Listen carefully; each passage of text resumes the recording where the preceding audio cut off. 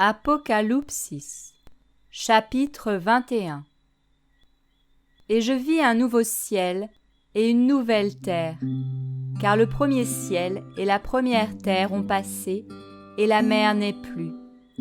Et moi, Yohanan, je vis la cité sainte, la nouvelle Jérusalem, descendant du ciel d'auprès d'Élohim, préparée comme une épouse qui s'est ornée pour son époux.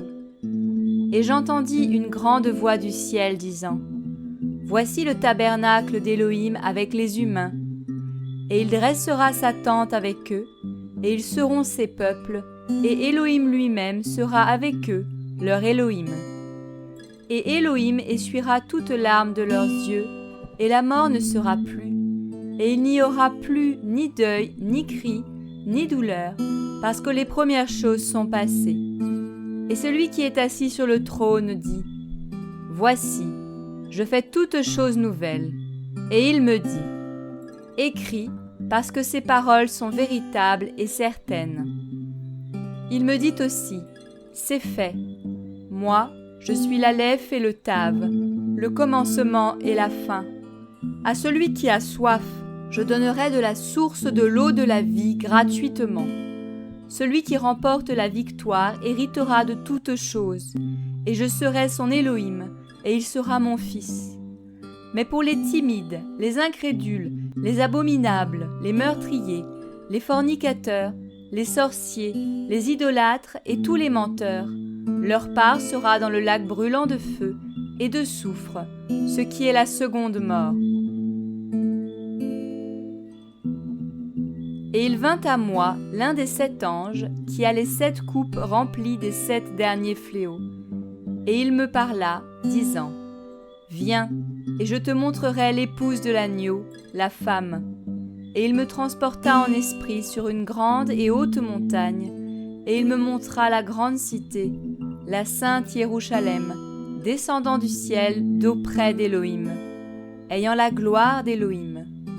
Et son luminaire est semblable à une pierre très précieuse, comme à une pierre de jaspe transparente comme du cristal. Et elle a une grande et haute muraille, avec 12 portes, et aux portes 12 anges, et des noms écrits sur elles, qui sont les noms des 12 tribus des fils d'Israël. À l'Orient, 3 portes, au nord, 3 portes, du côté du sud, 3 portes, et du côté de l'Occident, 3 portes. Et la muraille de la cité a 12 fondements, et sur eux les noms des 12 apôtres de l'agneau. Et celui qui parlait avec moi avait un roseau d'or pour mesurer la cité, ses portes et sa muraille. Et la cité est bâtie en carré, et sa longueur est aussi grande que sa largeur. Il mesura donc la cité avec le roseau jusqu'à 12 000 stades. Sa longueur, sa largeur et sa hauteur sont égales. Et il mesura la muraille, 144 coudées, d'une mesure humaine qui était celle de l'ange. Et la muraille est construite en jaspe, et la cité est en or pur, semblable à un verre transparent. Et les fondements de la muraille de la cité sont ornés de toutes sortes de pierres précieuses.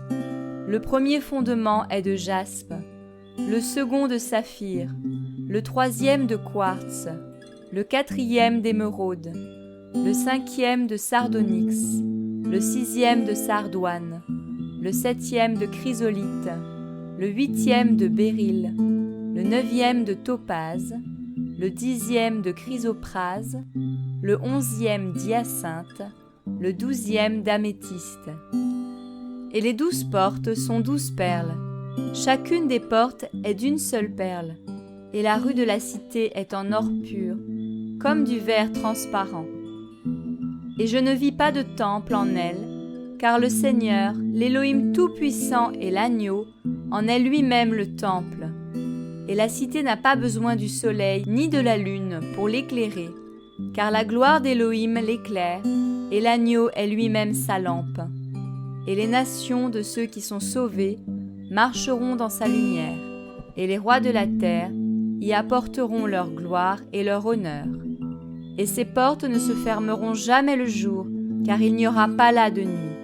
et ils apporteront la gloire et l'honneur des nations.